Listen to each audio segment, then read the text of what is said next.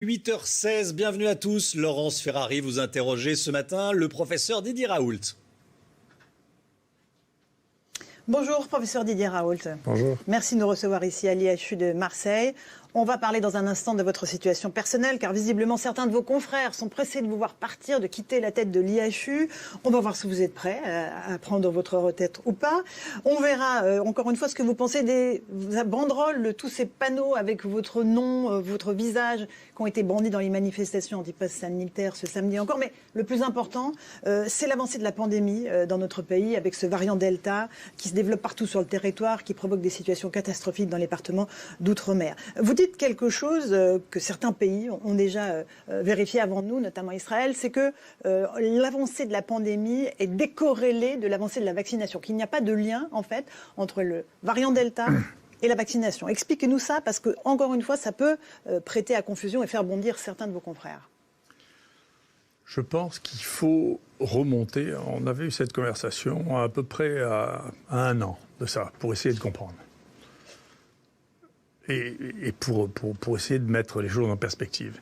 Nous avions fait face à une première épidémie qui avait une courbe d'épidémie tout à fait banale, en cloche, comme on en voit dans la plupart des infections saisonnières.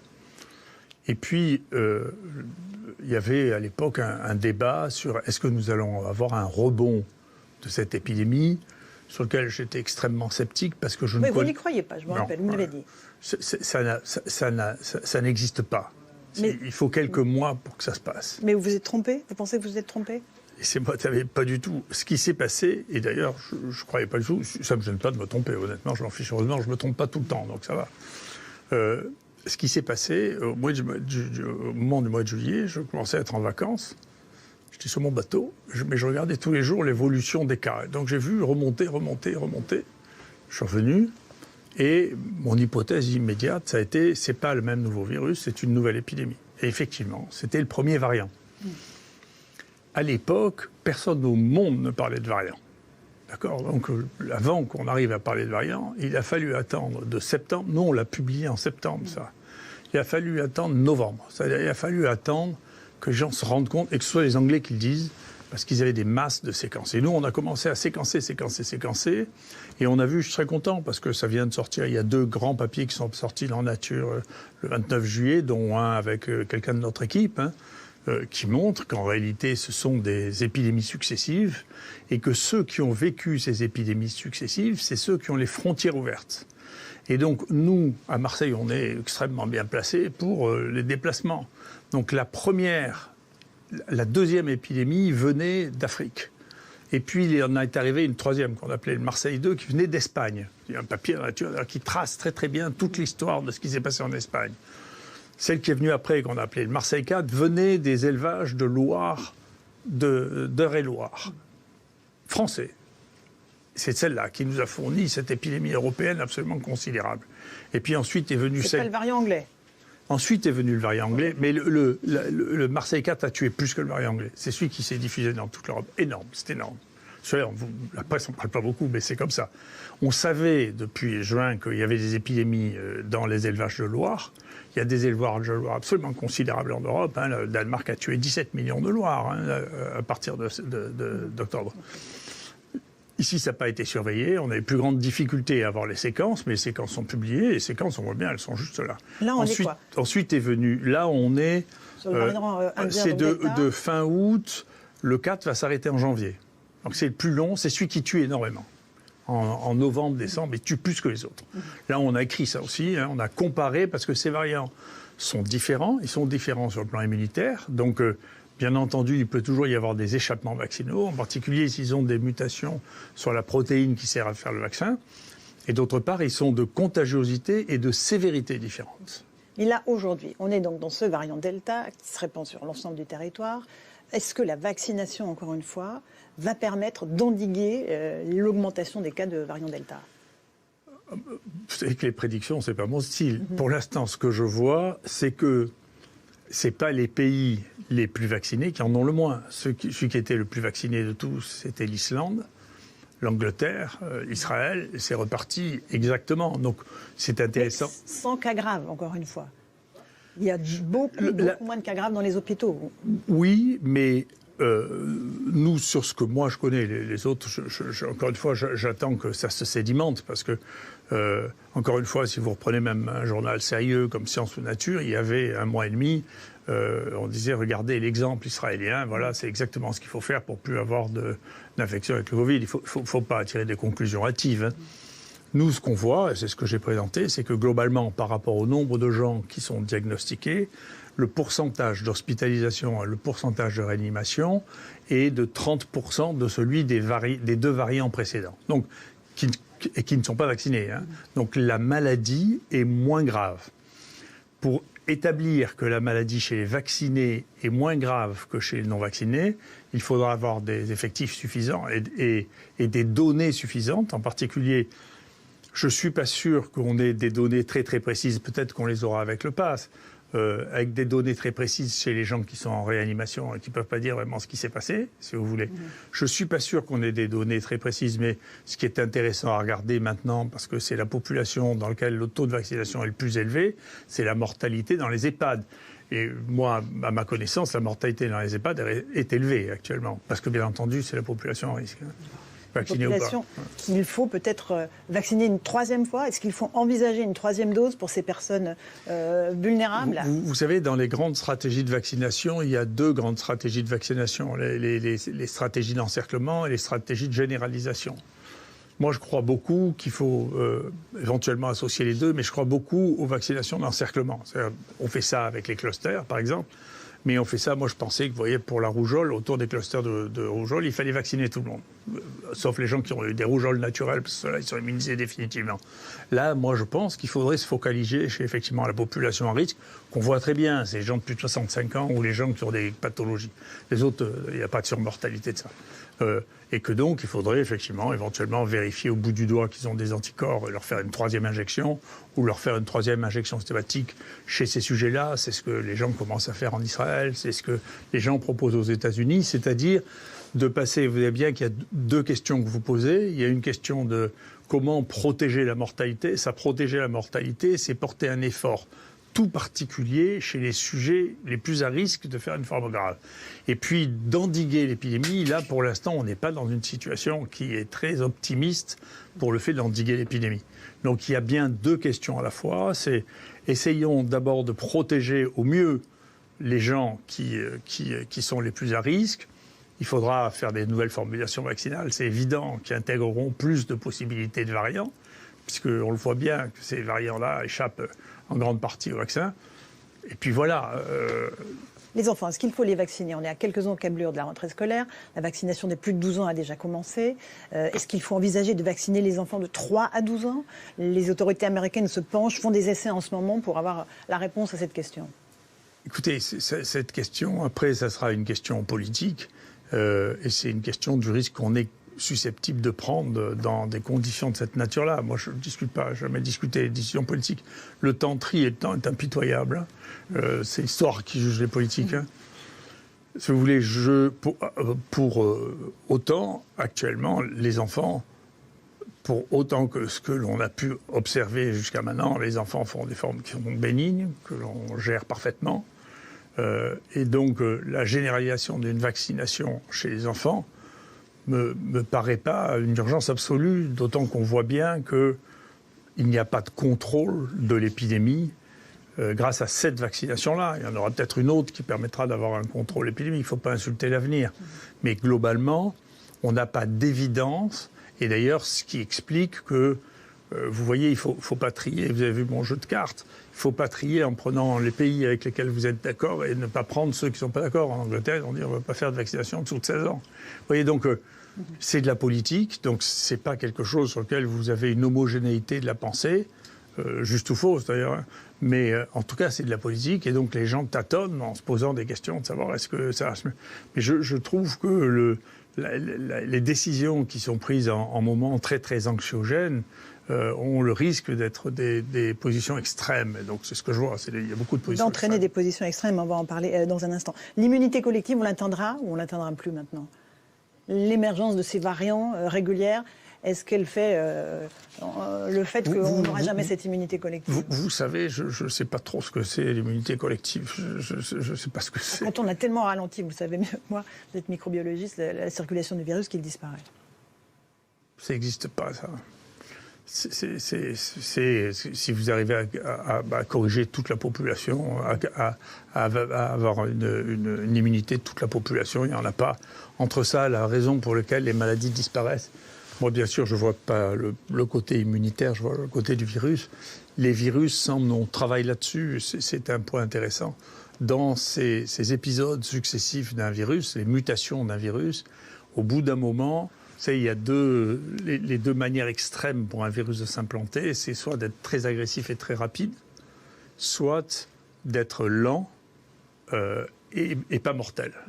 Et dans la plupart des cas, vous voyez la grippe par exemple, vous voyez la première du XXe siècle est incroyablement rapide et mortelle, et cette forme-là disparaît, et petit à petit s'implantent des formes de grippe qui sont beaucoup plus banales, beaucoup plus communes, il y a des formes asymptomatiques qu'on ne connaissait pas. C'est ce qui pourrait arriver avec le Covid-19. On pourrait arriver dans 2, 3 ans, 4 ans. Peut-être plutôt que ça, parce que, encore une fois, si on arrive à avoir les données telles que, si elles se confirment telles qu'on les voit, on voit que déjà le variant indien, contrairement à ce qui a été dit, est plutôt moins grave, si vous voulez, déjà, que ne l'était le variant anglais, qui lui-même, nous ici, moi je ne parle pas des autres, mais nous c'est des vraies données qu'on observe, était déjà moins grave que celui qu'on avait, qui était Made in France, là, le Marseille 4.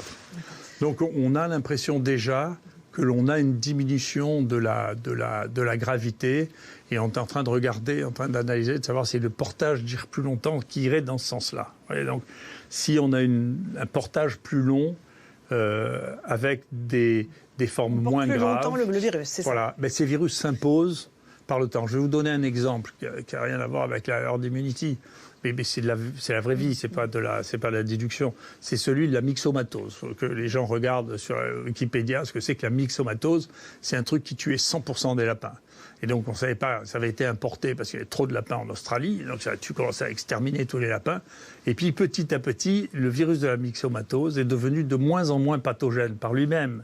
D'accord ? C'est-à-dire que l'équilibre, les virus mutent, bien entendu, changent, et ce qui est sélectionné ou ceux qui persistent sont ceux qui ont le plus de chances de continuer à se développer. Si vous tuez tout votre réservoir, vous disparaissez.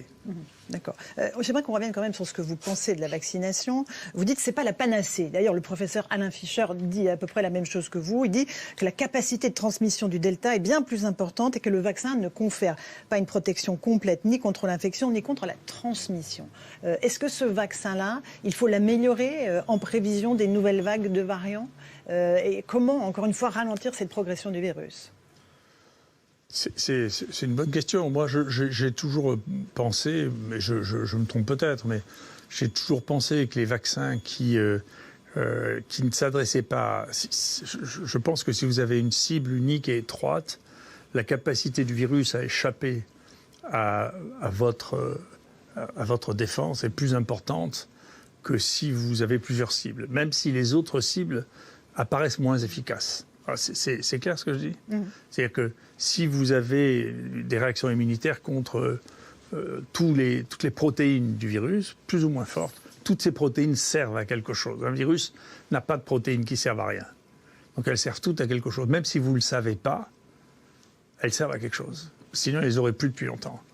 Et donc, si vous avez un vaccin contre toutes les protéines, c'est mon opinion. C'est pour ça que je suis plus pour les vaccins inactivés, si vous voulez. Renforcés éventuellement par des adjuvants, si vous voulez, pour les rendre plus puissants. Les vaccins classiques, donc pas les vaccins ARN. Les vaccins classiques, oui. Okay. Vous croyez plus à ces vaccins-là qu'aux vaccins ARN ? Oui. Mais vous êtes, encore une fois, en faveur de la vaccination, professeur Raoult. La question se pose, on vous le reproche. On vous reproche vos arguments qui nourrissent les anti-vax. Non mais, si vous voulez, moi je suis un scientifique, je suis pour décrire la... réalité perçue à un moment donné. La réalité scientifique n'est pas plus définitive que les autres. Donc, me prendre pour un anti-vax quand on regarde ce qu'est ma vie. Vous savez, j'ai fait la politique une fois dans ma vie, c'était pour faire rembourser la vaccination de l'hépatite B et de la méningite à hémophilus. Ça, c'était en 92 où j'ai préparé le programme qui a été mis en place ensuite par Douste Blazy, c'est depuis que je le connais. Donc ça fait 92 et je suis intervenu au ministère de la Santé en 2002 pour rattraper le désastre de l'hépatite B qui a été mis en place qui étaient les conséquences de décisions prises dans l'affolement par Kouchner sur la vaccination. Donc si vous voulez, ce qui est marrant d'ailleurs, ça a tourné, à l'époque c'était la gauche qui était contre les vaccins. Moi quand j'étais au ministère, les gens disaient que c'était un suppôt du lobby vaccinal.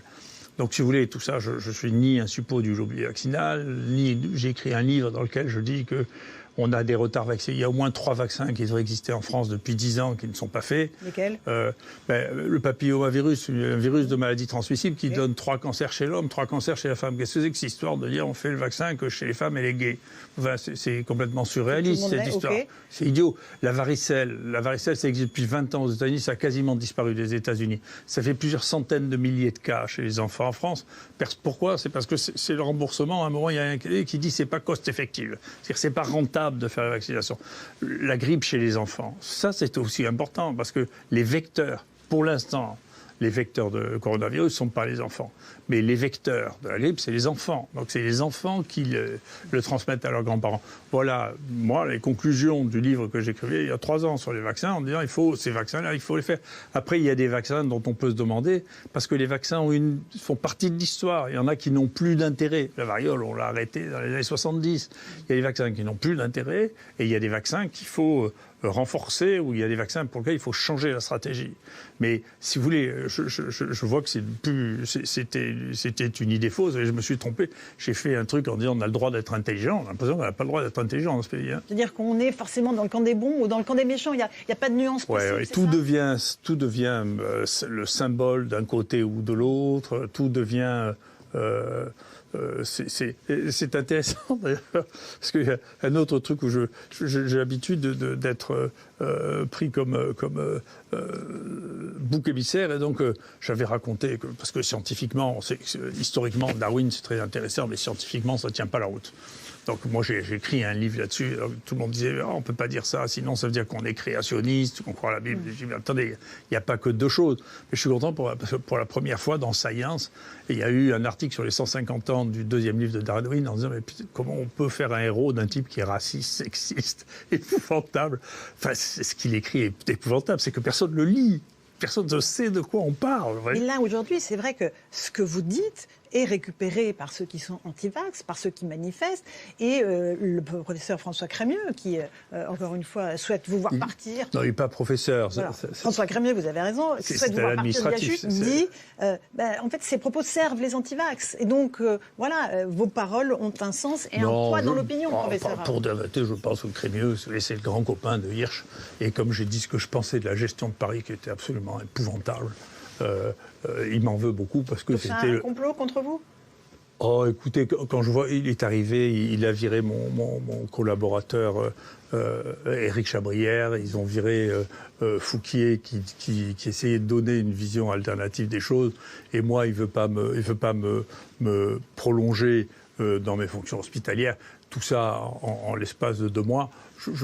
C'est peut-être possible que ce soit par hasard, c'est pas sûr. On a l'impression qu'il est dû faire le ménage. Le professeur Fouché, en l'occurrence, a pris plusieurs fois la parole dans des rassemblements anti-vax pour encourager la population à entrer en résistance. Et le professeur Chabrière a lui relayé des articles appelant à des meurtres sur des médecins. Donc, quand même, il y a des raisons objectives. Je ne sais pas s'il a fait ça. Je pose pas le truc. Je vous dis simplement, il arrive pour faire le ménage. Moi, je fais partie des objets dont il voudrait faire le ménage. Je le regarde. Est-ce que vous êtes prêt à partir en retraite, là, le 31 août, comme on vous le demande? Parce que vous avez atteint l'âge de la retraite. Non, mais il ne faut pas confondre 2 choses. Moi, je suis à la retraite universitaire et hospitalière. D'ailleurs, j'aurais dû être à la retraite il y a 2 ans. J'ai été prolongé dans mes fonctions par le ministère de la Santé de l'époque. Mais ma carrière hospitalière comme PUPH s'arrête au 1er septembre, quoi qu'il arrive. C'est indépendant de lui, c'est la nature qui fait ça. D'accord. Il se trouve que j'aurais pu, c'est ce que me conseillait celui qui m'a donné conseil pour l'assistance publique, qui est très haut placé dans ce domaine. J'aurais pu être recruté comme praticien hospitalier contractuel pendant encore 2 ans, puisqu'on peut travailler jusqu'à 2 ans. Vous vouliez cumuler, c'est ça?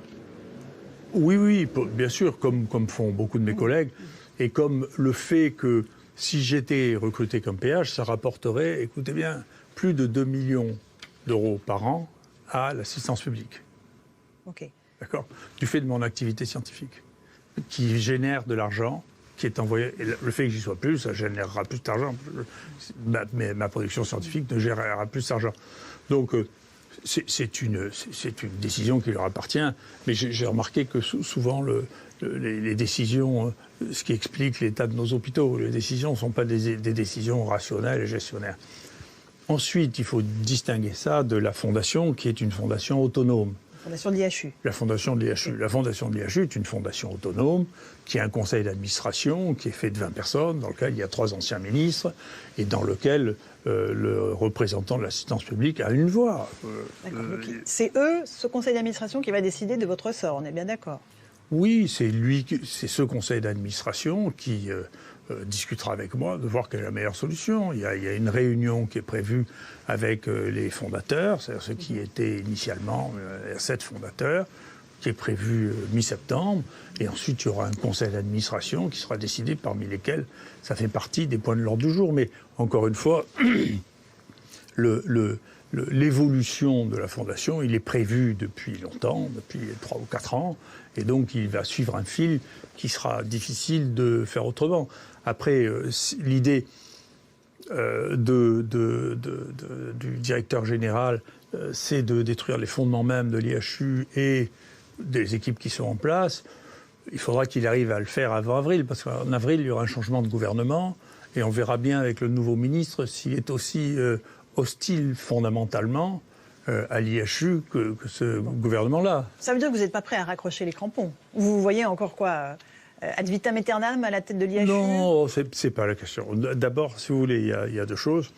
Dans l'IHU, il y a une partie fonctionnelle qui est liée au fait que je suis directeur de l'IHU et qu'en même temps, j'étais praticien hospitalier, qui, je dois dire, si vous voulez, commence à être lourde. Si vous voulez, ça fait longtemps. Ça fait 32 ans que je suis chef de service. Je ne suis plus le chef de service de ce pays. Je suis le professeur le plus ancien de ce pays. Ça fait un moment que ça dure, quand même. Donc, en plus de ça, j'ai le sentiment d'avoir réalisé ce que je devais faire. Donc, l'activité au quotidien, c'est-à-dire là, tous les matins à 8h du matin pour faire un staff, pour organiser les choses, pour voir s'il faut une infirmière de plus. Je reconnais que cette activité-là est une activité qui me pèse maintenant. Hein. Vous êtes prêt à partir, mais quand vous l'aurez décidé, c'est ça? C'est pas la question. Encore une fois, la question, c'est de savoir, c'est de clarifier avec les gens du conseil d'administration. Parce que bien sûr, certains m'ont appelé, certains m'ont demandé comment on voit les choses. Globalement? Du conseil d'administration, je crois. Après, il y a un vote. On votera. Mais enfin, c'est pas un vote. Je me présente pas à la présidence de la République. Il y a 20 personnes. On connaît les 20 personnes. Hein. Vous n'avez pas d'ambition politique, tiens, d'ailleurs, en passant? Parce qu'on voit votre nom sur les banderoles. Non, je l'ai dit, je le répète. Non, je ne saurais pas le faire parce que c'est pas des décisions qui sont guidées par la rationalité, si vous voulez, ou par la compréhension des phénomènes, mais il s'agit de manager, les angoisses, 2, vous voyez bien, leur réélection, 3. Donc c'est des choses qui m'intéressent pas. Et en plus de ça, j'ai été frappé, je vous dis, je suis frappé par ça. Je suis frappé sur le peu de pouvoir réel qu'ont les gens qui font de la politique. Ils ont l'impression d'avoir du pouvoir et même des réactions qui sont extraordinaire d'hubris. Malheureusement, c'est un concept qui a été perdu avec les Grecs, l'hubris. Hein. C'est-à-dire la déraison liée à l'impression qu'on a tous les pouvoirs, qu'on se prend pour Dieu. C'est très... je suis frappé de voir ça. Mais personne n'est à l'abri de son hubris, ni vous ni moi. Ça se domestique. Si on est lucide, ça se domestique. Voilà. Encore un mot de ces manifestations contre le pass sanitaire qui vous prennent comme emblème, hein, c'est très clair. Il y a certains politiques qui vous soutiennent, qui disent « touchez pas à Raoult ». Comment vous prenez ça? Vous les prenez, ces soutiens politiques, ou ils vous dérangent? Non, mais si vous voulez, j'avais un homme que j'aimais beaucoup, qui s'appelait M. Ganel, qui était le doyen de la faculté de médecine, qui m'a embranché dans ces histoires technico-administratives, qui me disait, je suis d'accord avec lui, tu sais, je préfère les compliments au coup de pied aux fesses. Je suis assez d'accord. Donc vous prenez tous les soutiens d'où qu'ils Écoutez, viennent. les gens qui m'aiment bien, les gens qui me soutiennent, les gens qui disent que je suis un type bien, je leur suis plutôt reconnaissant que ceux qui disent que je suis un fou, que je suis un imbécile ou que je suis un salopard. Enfin, je suis un humain normal. Je pense que vous êtes pareil. Absolument. Donc, Mais il y a une violence des attaques contre vous qui est quand même assez forte. Je pense à un tweet de Jean-Marc Dumontet, qui est un grand producteur de théâtre, qui dit que vous avez décrédibilisé la recherche avec des études bidons, déshonoré la parole scientifique avec des déclarations à l'emporte-pièce, un égo monstrueux qui a piétiné le chercheur renommé qu'il fut. Comment vous réagissez face à ça? Ouais, vous savez, d'abord, je ne sais pas qui c'est. Et moi, je me garderais bien de donner mon opinion sur ce qu'il fait dans le théâtre. J'en sais rien. Je vais vous dire une chose. Vous savez, tous ces gens trouvent l'occasion. En plus, la presse donne l'occasion assez facilement à gens qui ont envie de dire des horreurs sur moi, de leur dire quelle que soit leur capacité à parler de choses. Au contraire, je l'ai dit et je l'ai répété. Vous ne pouvez pas. Ce qui se passe actuellement et qui est ennuyeux, c'est que la population n'avait déjà pas confiance dans les politiques. Elle n'avait pas, je vous prie de m'excuser, c'est pas ad hoc, c'est en général. Elle n'avait pas beaucoup de confiance dans la presse. Bien sûr. Mais elle avait une illusion, si vous voulez, sur la science qu'elle perd. Et donc, moi, je pense, je dis, je ne fais jamais de grandes déclarations à la porte-pièce. J'ai passé mon temps à montrer des données qui sont les nôtres, qui sont celles que j'ai vues. Je ne commande pas les données des autres dont je ne sais pas ce qu'elles veulent dire et qui sont contredites. Le problème, c'est que beaucoup de gens n'ont pas de mémoire et ne se remettent pas en perspective tout ce qui a été dit. Vous savez, quand on a expliqué que le problème, c'est les variants, si les gens avaient écouté, ils se seraient dit, mais attendez, quel est le problème? Moi, je peux vous dire, tous les nouveaux variants ont tous été importés en France. Tous, à part celui qu'on a généré par les visons. Ça, c'était de la science. La science s'occupait des visons, même maintenant. C'est-à-dire de faire une veille efficace, éventuellement de supprimer les élevages de visons comme l'a fait la Hollande ou comme l'a fait le Danemark dans leur totalité tant que le problème n'est pas réglé. Ça, c'est de la science, si vous voulez. C'est pas de la fantaisie. Mais ça, j'attends que l'on dise, écoutez, voilà, les sources, en réalité, des variants, c'est les élevages d'un côté. De l'autre côté, c'est les importations par les voyages. Et nous, on suit pratiquement toutes les entrées. Ici, on a suivi le variant indien. C'est des marins indiens, quand on a ouvert les frontières, qui sont venus par avion ici. Qui sont venus d'ici et des Maldives. Le 1, on l'a vu, il est venu du Maghreb. Le Yucca, on sait très bien comment il est rentré en France. Ce qu'on constate aujourd'hui, professeur, c'est qu'il y a une vraie fracture dans la population sur la question du pass sanitaire, notamment. Il y a ces manifestations. Est-ce qu'elles vont durer, pas durer? Est-ce qu'elles vont se fournir à la rentrée? Ça dit quoi de l'état de notre société? Ça dit qu'il y a effectivement une forte suspicion par rapport à tout discours officiel, qu'il soit politique, médiatique ou scientifique. Aujourd'hui, on en est à ce point-là. Non, mais si vous voulez, il se passe des choses dans cette crise qui différencie effectivement la manière dont on la perçoit depuis le départ. La dramatisation immédiate, gigantesque de cette crise amène à ce que des approches qui étaient des approches qui avaient été sédimentées par le temps sont remises en cause brutalement. Je vous donne deux exemples. La liberté, l'obligation de soins. Le premier truc que j'ai appris en médecine légale, c'est l'obligation. Voilà. L'obligation, c'est une obligation. Parce qu'il a été question d'un pass sanitaire pour les malades dans les hôpitaux, pour les soins non urgents. Alors, d'une part et d'autre part, on a dit aux gens, on a dit aux médecins, ne soignez pas les malades quand même. Donc avec l'accord du Conseil de l'ordre, enfin, c'est inouï ça. On a dit, ne soignez pas les malades. Donc et maintenant, on dit, ne soignez pas les gens qui n'ont pas de passe sanitaire. Donc nous, contre le serment d'Hippocrate, et vous l'avez signifié. Oui, et puis nous on ne peut pas le faire, parce que les gens ils viennent pour savoir s'ils sont malades. Alors, on ne va pas interdire ceux qui n'ont pas de passe sanitaire de savoir s'ils sont malades. Donc, si vous voulez, tout ça, c'est des décisions à l'emporte-pièce qui sont trop violentes. C'est un leurre, ce passe sanitaire ?